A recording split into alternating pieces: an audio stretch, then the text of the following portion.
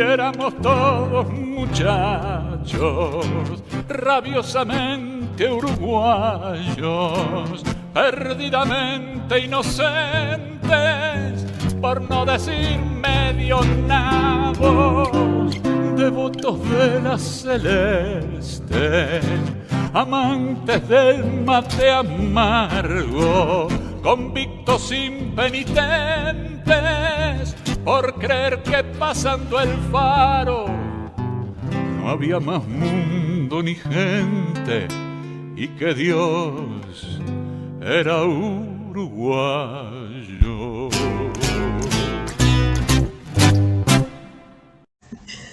Dentro de la prensa que aparentaba seriedad, tengo que destacar En Perspectiva, el programa de Emiliano Cotelo. Abundaron personajes como Esteban Valenti, que nunca fue Tupamaro, como Fernando Butazzoni, que dice que lo fue, como Gabriel Mazarovich, que dijo que él había sido torturado por personal militar entrenado por mí, como Martín Couto, que compitió con Valenti y Mazarovich para ver quién me acusaba mejor, y como Teresa Herrera, que cuando la Suprema Corte me absolvió, dijo que no era posible la absolución, que era un violador, y otros como Carlos Ramela y Ovenir Sartú, que me defendieron desde el punto de vista jurídico, pero que no pusieron en duda la condición de traidor, eso sí, sin aportar prueba alguna. La justicia dirimió, tendrá derecho a la libertad y al juicio, pero digamos que el desastre de la evidencia de lo que él significó desde el punto de vista ético es impresionante, porque hay denuncias de 33 expresas políticas violadas, abusadas, de todas las maneras, que saben y lo dijeron en su denuncia, no es que Amodio estuviera presente, pero que Amodio denunció a alguna de las mujeres que allí fueron victimizadas de esa manera y que él estaba bien enterado de estos detalles. Va a tocar algo que es bastante duro. Entonces, para mí es un traidor a la ética de las personas, ni siquiera me interesa el debate que tiene con el MLN. Antonio Mercader, que había sido ministro de Cultura y ocupado puestos de dirección en la prensa escrita, se lamentó en uno de mis programas de mi afirmación acerca de la cárcel del pueblo, implicando a Adolfo Bassen, del que dijo haber sido amigo. Consideró que era de mal gusto o éticamente reprochable acusar a alguien que por estar muerto no podía defenderse. Sus palabras fueron compartidas por sus contertulios. Todos ignoraban, incluyendo a Antonio Mercader, que lo mismo ya lo habían dicho el expresidente Sanguinetti en el 2008 en su libro Agonía de una democracia, y quien se había vanagloriado de ser el promotor de mi condena a muerte por el mismo hecho, por la cárcel del pueblo, Julio Marenales, en el año 2009.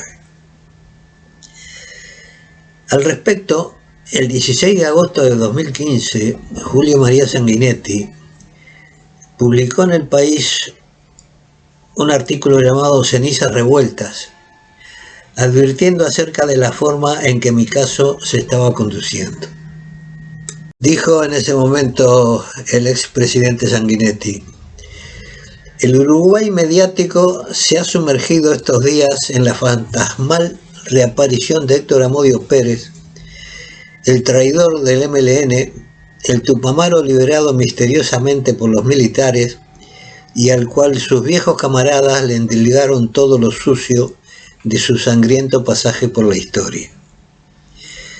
En la caída de la ominosa cárcel del pueblo, el principal responsable fue Adolfo Bassen Alanís, pero él nunca figuró en la historia oficial Tupamara.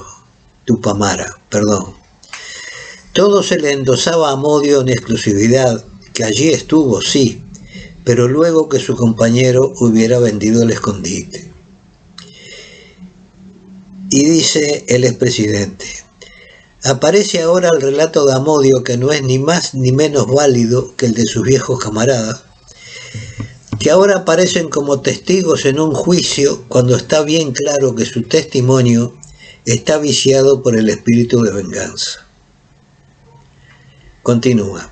El Ministerio del Interior hace dar vuelta a una resolución judicial sobre la validez de un pasaporte español. Los tupamaros todos, el uno y los otros, no se arrepienten de la tragedia de que fueron responsables.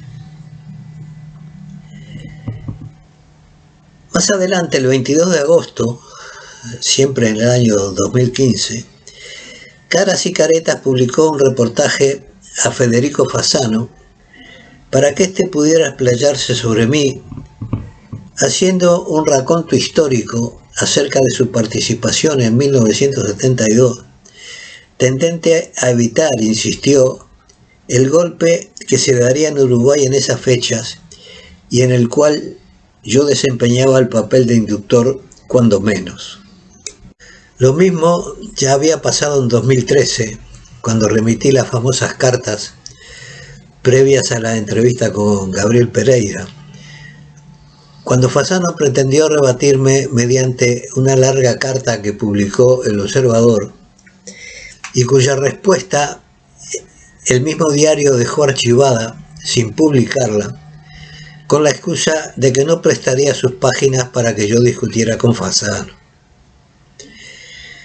Aunque signifique apartarme del tema de mi procesamiento, tengo que referirme a Federico Fasano y a un hecho que tuvo mucho que ver en los acontecimientos políticos en 1972, a tal punto que dará pie a que tanto Wilson Ferreira Aldunate como Jorge Valle me acusaran públicamente de ser el promotor intelectual de un golpe de Estado que se estaría gestando por parte del estamento militar.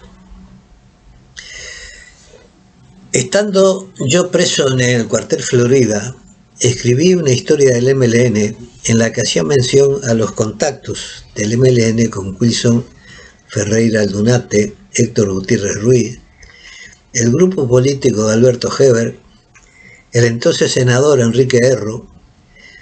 Detallaba la invitación recibida por parte del Partido Comunista y de Ariel Collazo para incorporarnos a la guerrilla del Che en Bolivia, y daba detalles acerca de los inicios y desarrollo del MLN. Esa historia, que será conocida como el libro de Amodio Pérez, tiene fecha de julio de 1972, cuando el MLN ya estaba prácticamente vencido y no aportaba nada que las Fuerzas Armadas no conocieran, ya que los hechos que yo narraba en el libro parcialmente aparecían en las declaraciones de Fernández Huidobro, Rosenkopf, Manera y en su totalidad en las declaraciones de Piris Bude y Donato Marrero, todos detenidos antes que yo. Fracasado el intento de publicar el libro en la Argentina, gestión que hiciera mi padre con la revista 7 Días Ilustrados, recurrí a Fasano con la intención de publicarlo en Uruguay. Para eso le envié una nota que pueden ver a continuación y mi padre le entregó el original. La nota se las voy a leer en su totalidad. La nota dice así: Petizo, la forma periodística se la das vos. No hay problemas en eso. Lo que te pido es que tengas en cuenta es que hay una real oposición de dos líneas de trabajo. En una estaba Sendik y en la otra estaba yo. Ni Sendik ni yo estábamos solos, obviamente, pero la responsabilidad del trabajo la asumo yo y nadie más. Te digo esto porque de ninguna forma estoy dispuesto a que lo que yo haga, diga o piense sirva para contener una falsa imagen. Otra cosa, como leerás en el prefacio, esto no quiso ser un análisis político. Eso queda para el próximo que estoy pensando y para el que espero también tu colaboración. Sobre las acciones no puse nada porque alarga mucho el escrito y no tengo facilidades para escribir. Lo que puedo hacer es, sobre el cuento de actas tupamaras, sustituir los seudónimos por los nombres verdaderos, pero no creo que te sirva y el riesgo es mucho.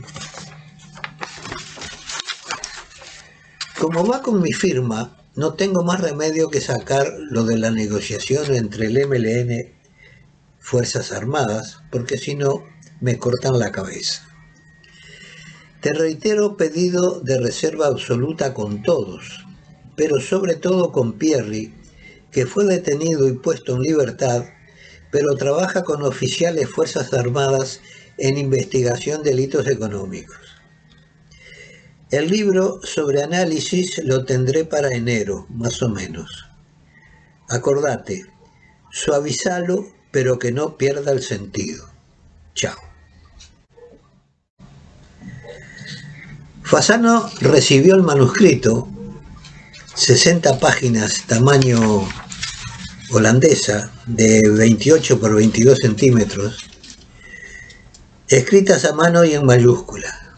Las leyó, hizo un número indeterminado de fotocopias entre 13 y 18, según sus varios relatos, y los distribuyó entre los políticos según su criterio. Según ha narrado, en una reunión de quienes habían recibido las fotocopias, se acordó que Fasano concertara una entrevista conmigo para intentar conocer más detalles acerca de la publicación del libro. Fasano habló con mi padre, le hizo el planteo de la entrevista, mi padre me lo trasladó y yo quedé encargado de conseguir la entrevista. No me fue difícil, ya que por esos días era cosa bastante común que presos, expresos y algunos periodistas se llegaran hasta el Batallón Florida para participar en las comisiones por los ilícitos. Con la excusa de que un periodista amigo y ex compañero de trabajo quería verme para escribir un libro, conseguí que el capitán José Luis González autorizara la entrevista, que quedó fijada para la noche del domingo 1 de octubre de 1972. Luego de los saludos, entramos directamente al tema del libro. Fasano me reprochó que publicara los nombres de los políticos. Los quemás a todos, me dijo. Yo le respondí que ya estaban quemados y le di a leer las declaraciones de Fernández Huidobro, Rosenkopf, Marrero, Bassen y las más extensas de todas, las de Pires Budes, a las que luego el mismo Fasano las llamará el legajo. Así todo puso como condición para la publicación eliminar los nombres de los políticos mencionados, a lo que me negué. Quedó en pensarlo, o al menos eso fue lo que me dijo, y dimos fin a la entrevista.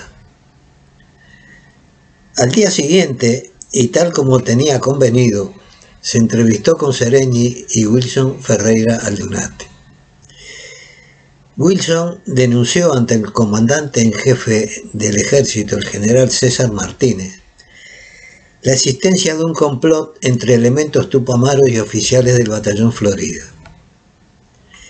Era un intento de Wilson para tratar de desvincularse de las menciones que de las relaciones entre él mismo y Héctor Gutiérrez Ruiz se hacían en mi manuscrito.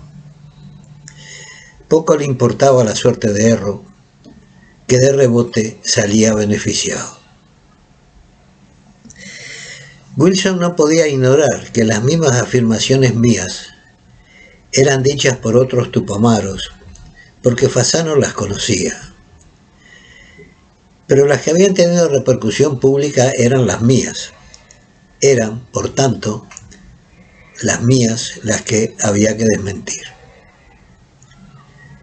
Debo destacar que por esas fechas Wilson se reunía con Fernández Huidobro en la casa del ex diputado socialista Arturo Dubra, cuya hija Elsa había sido el nexo entre el mismo Fernández Huidobro y la dirigencia tupamara cuando la tregua del mes de junio anterior.